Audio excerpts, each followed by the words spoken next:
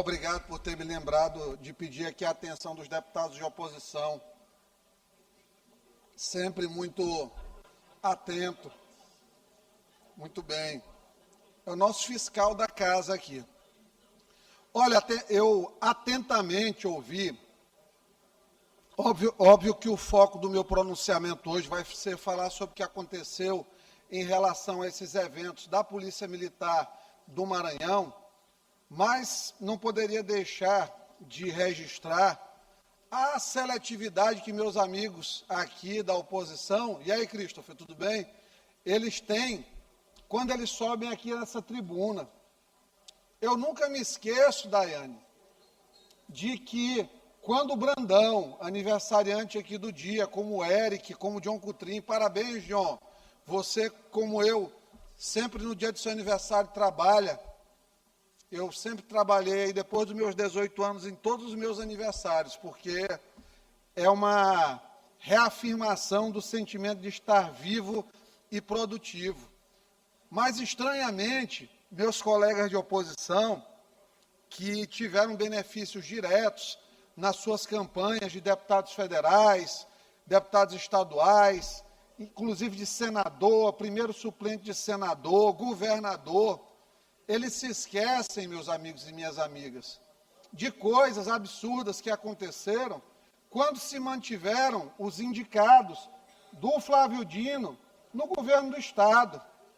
Esse pessoal que tem a desfaçatez de ter entregue, aspas, a Ponte Central Bequimão sem finalização de cabeceira, sem a estrada estar concluída. Eu não vejo nenhum ânimos de revolta quando se beneficiaram.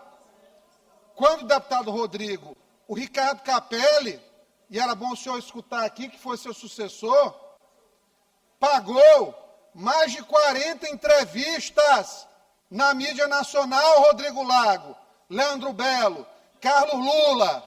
Mais de 40 entrevistas o Brandão deu enquanto ele estava numa cama de hospital. Dinheiro que foi roubado dos cofres do maranhenses. A gente sabe para quê?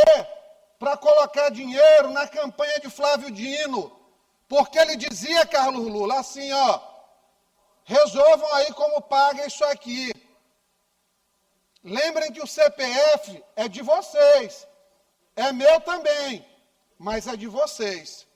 E bolo de chocolate comendo para controlar a ansiedade. Brandão deu 40 entrevistas. Deu 40 entrevistas doente numa cama de hospital, com Ricardo Capelli atestando isso aí, para a empresa da família do Noblat. E olha como é bonito, na hora de ouvir, não fica um dos oposicionistas, sabe por quê? São covardes. São covardes. Está aqui, mostra aqui, Laís, gira aqui a câmera, plenário vazio. São os tigrões, para falar o que querem, para arrotar a pureza, para dizer que agora não presta, que agora é diferente do que houve. Mas são uns pequeninos ratinhos, quando era aqui, o benefício que colhiam do governo Flávio Dino para eles. É isso aqui, essa Assembleia, essa hipocrisia aqui. E a população, infelizmente, paga para assistir esse show de horrores, de ataques pessoais, de perseguição até em dia de aniversário dos outros, de que nada presta. Tem problema pra caramba, eu tenho certeza.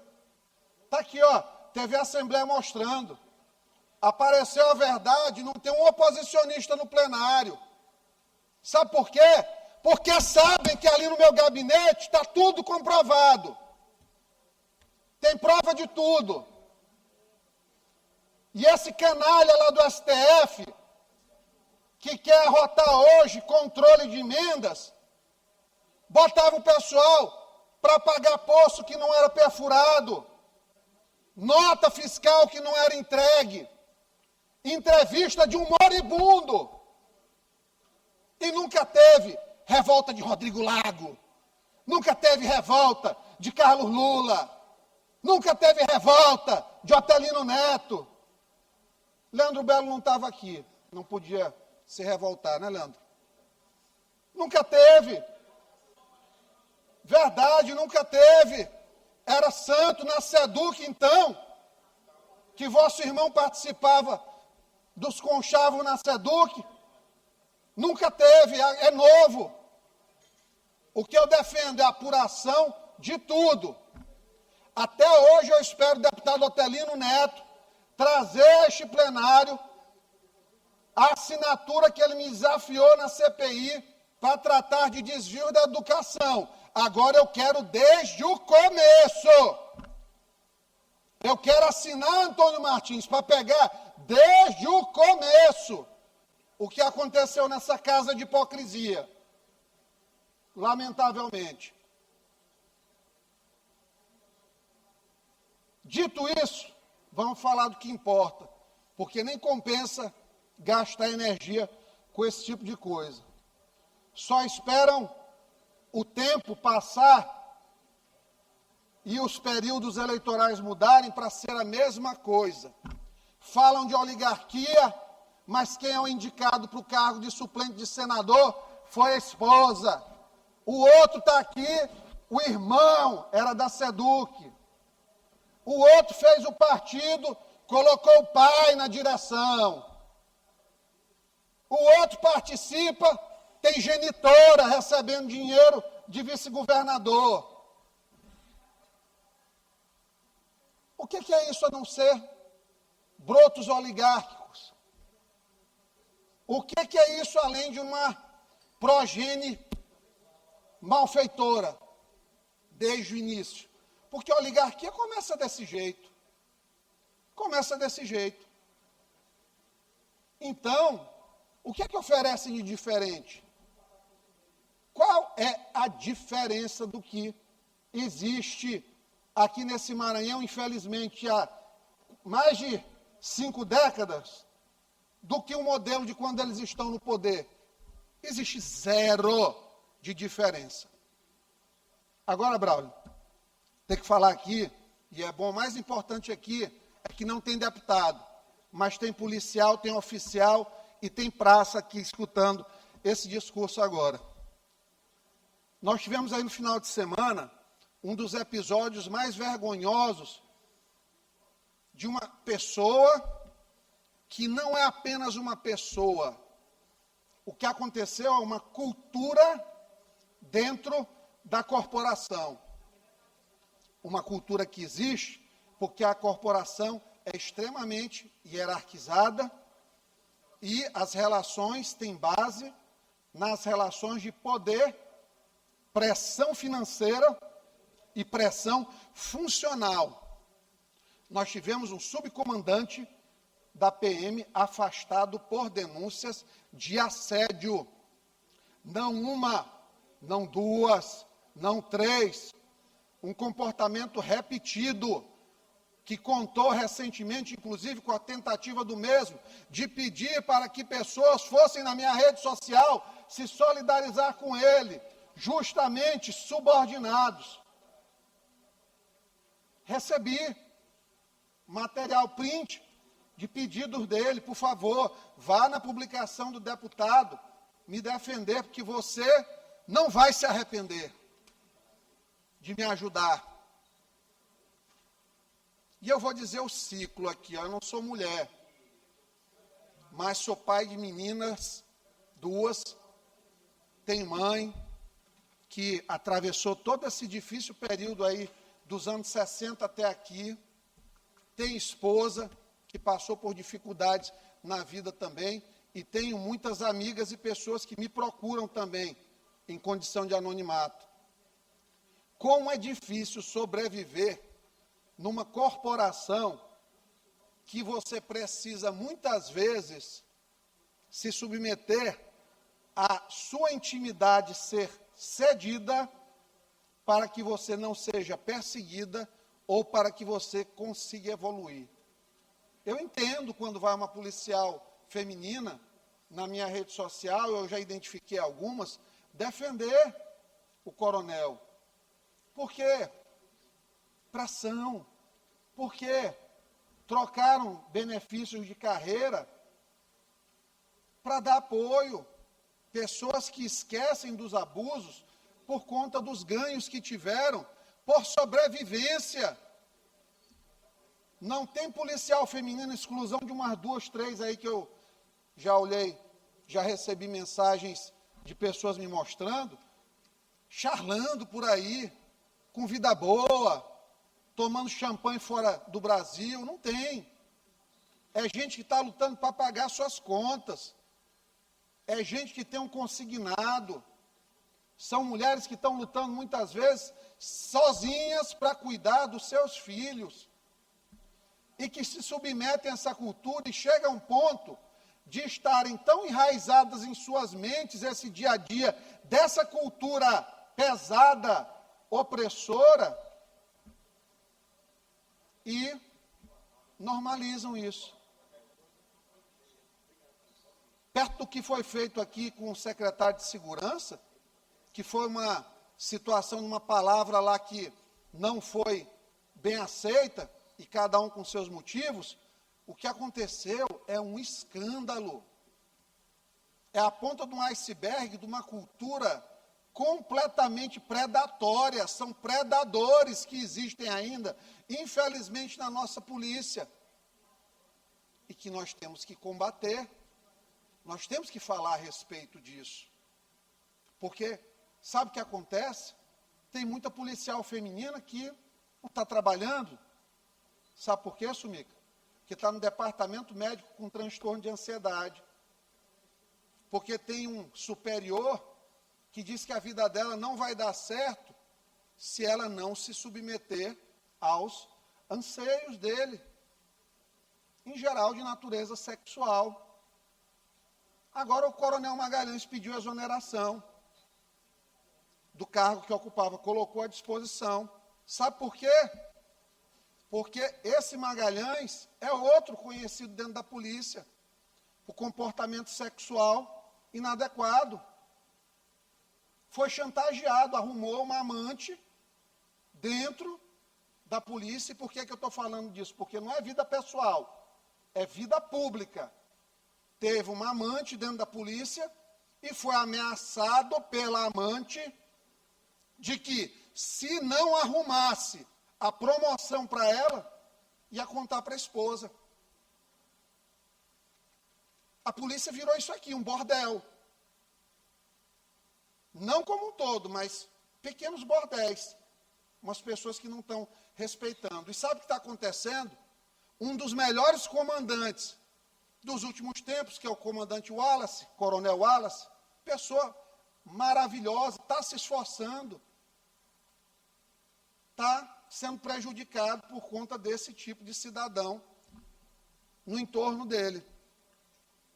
Então, muitas coisas têm acontecido dentro da corporação.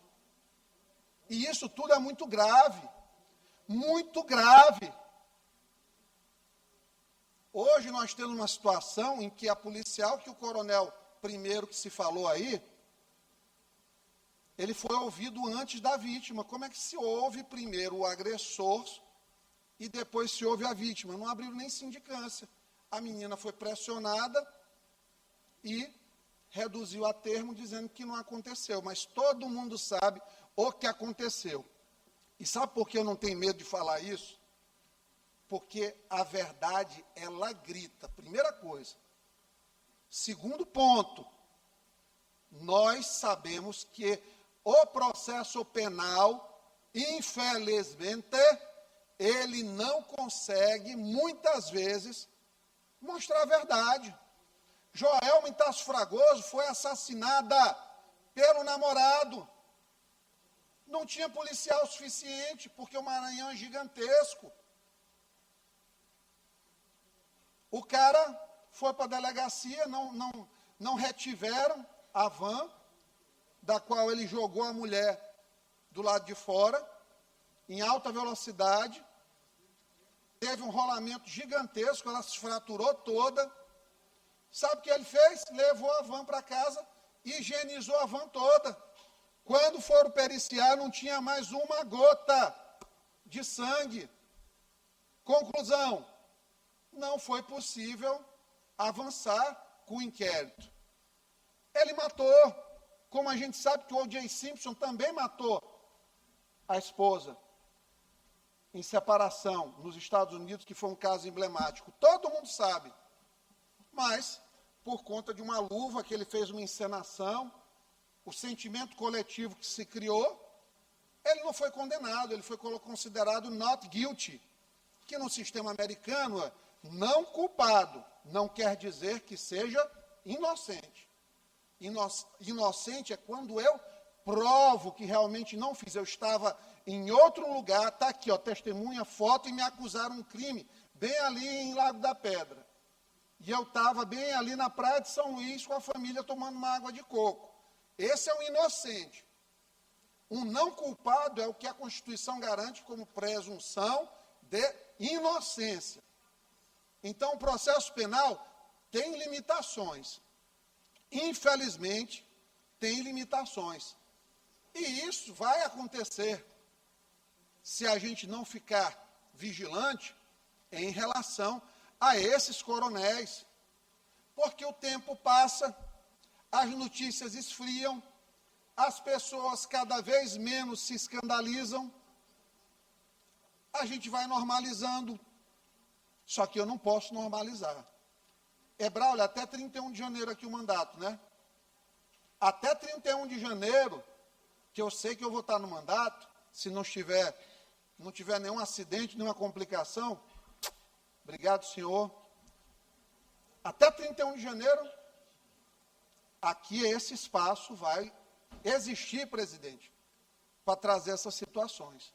O que Deus vai colocar na minha vida para depois, continuidade de mandato, voltar para a minha medicina, para as minhas diversas funções laborais, não sei o que vai ser, mas até 31 de janeiro, Daiane, doutora Rose, eu vou continuar fazendo.